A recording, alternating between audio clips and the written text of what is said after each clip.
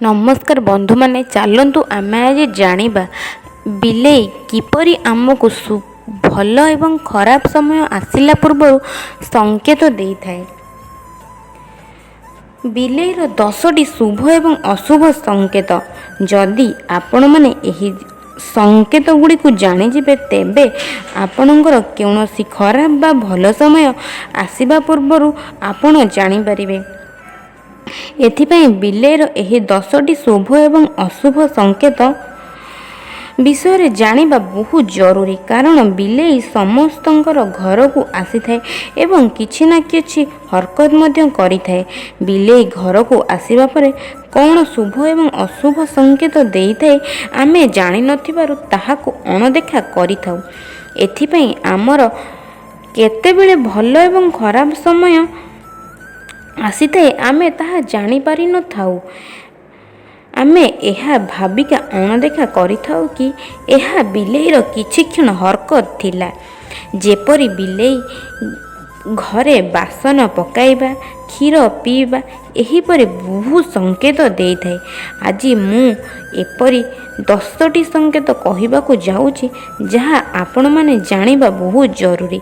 तेबे बंधु माने जदि आपण माने हमर एहीपरि सुंदर सुंदर यूट्यूब वीडियो देखिबाकु चाहुचंदी तेबे हम चैनल को सब्सक्राइब करंतु, लाइक करंतु एवं निजर बंधु माननक सहित शेयर करंतु।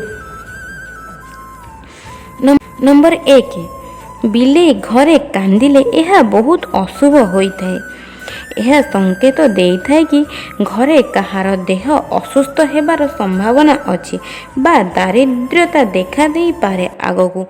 नंबर 2, बिलेई जदि घरे मांस खंडे पकाई दिए, जेमिति कि बिलेई मूषा को शिकार करी खाइबा समय रे मांस खंडे घरे पड़ी जाए, यह बहुत अशुभ होइथाए। यह संकेत देइथाए कि घरे कहार हठात मृत्यु हेई पारे।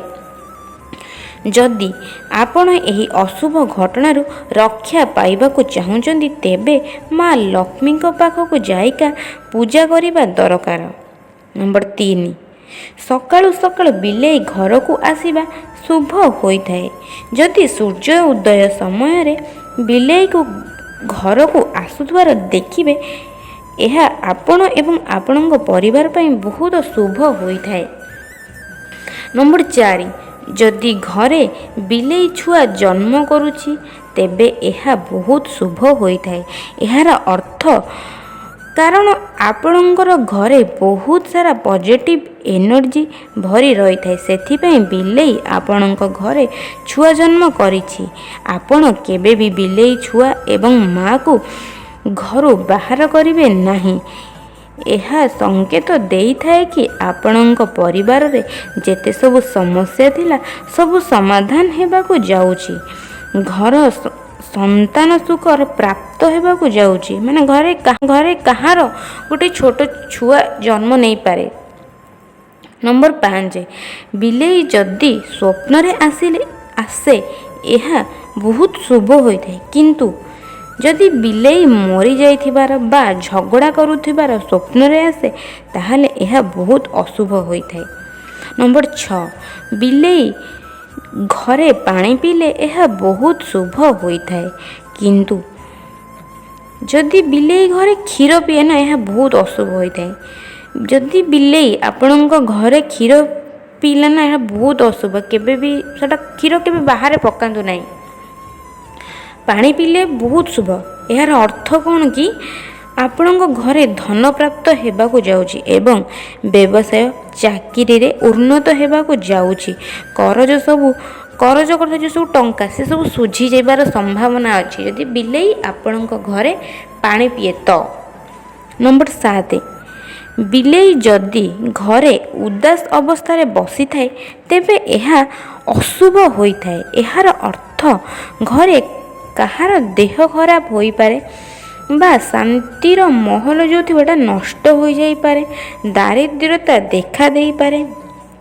नंबर 8, कौनसी जगह को जीवा समय जदि काली बिलेई आगरे चली जाए तेबे यह बहुत अशुभ होइथाए। सही समय रे सही जगार किछि समय रही जिबे निहाती आवश्यक।